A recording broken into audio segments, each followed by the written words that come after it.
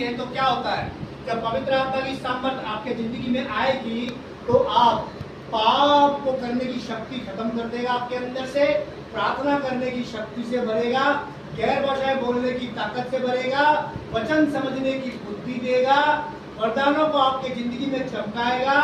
Hallelujah. शत्रु की योजना को आपकी आत्मिक आंखें खोल के दिखाएगा। हालेलुया।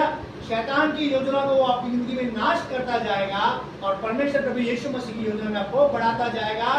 आपके फाइनेंस में वो आपकी हेल्प करेगा, आपके सेहत में वो आपकी हेल्प करेगा, आपके जीवन में वो आपकी हेल्प करेगा, आपको आत्मिक युद्ध लड़ने की ताकत वो देगा, आपको शत्रु के ऊपर विजय वो करेगा, जैसे वो दाऊद को किया करता था, जैसे वो दानियल को किया करता था, जैसे वो इब्राहिम के साथ रहा था, जैसे वो यीशु मसीह के साथ रहते थे, जैसे वो पतरस के साथ रहते थे। पतरस जो थे वो हालेलुया मछली पकड़ने वाले यीशु मसीह के चेले थे, उनके पास पवित्र आत्मा नहीं था और जब तक उनके पास पवित्र आत्मा नहीं था उन्होंने यीशु मसीह का 3 बार इनकार कर दिया और यीशु मसीह ने बोला जब तक स्वर्ग से तुमको ताकत नहीं मिले तब तक यरूशलेम में रुके रहना और प्रार्थना करते रहना। बाइबल बोलती है कि 120 के 500 के करीब लोग थे वहां पर, वो एक जगह पर इकट्ठा हुए, एक घर के अंदर इकट्ठा हुए 500 लोग और 500 लोग उस पवित्र आत्मा को पाने के लिए इंतजार करते रहे।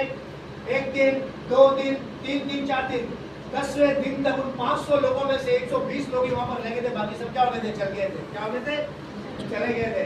मिला तो नहीं है, कोई 2 दिन में चला गया, कोई 3 दिन में चला गया, कोई 5 दिन में चला गया।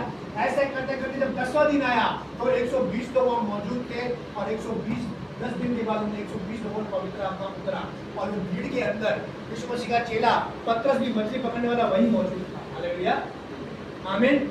और जब पतरस पर वो पवित्र आत्मा उतरा तो पतरस के अंदर से सारी डर गायब हो गए, सारी शंका गायब हो गई, सारा शक गायब हो गया, वो विश्वास से भर गया, वो सामर्थ से भर गया। अब वो तैयार है पतरस गैर वर्षों में प्रार्थना करने के लिए, अब पतरस तैयार है प्रचार करने के लिए, अब पतरस तैयार है यीशु मसीह का अंगीकार करने के लिए, अब पतरस तैयार है चमत्कार करने के लिए। आमीन।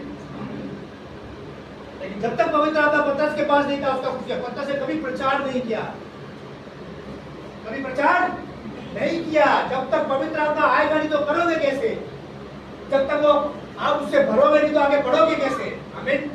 तो पवित्र आत्मा उस पतरस के ऊपर जब आया, दिलेरी आई, डर गायब, शक गायब, शंका गायब, सब कुछ गायब हो गया, विश्वास बढ़ गया, सामर्थ बढ़ गई और उसने यीशु मसीह का प्रचार किया। और जब पहला प्रचार किया 3000 लोगों ने बपतिस्मा लिया।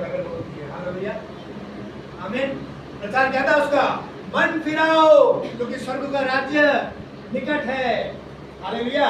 तो वो गैर भाषाएं बोल रहे थे, लोग समझ रहे नशे के अंदर हैं, ये पागल हो गए हैं, ये क्या पता नहीं कौन सी भाषा बोल रहे हैं।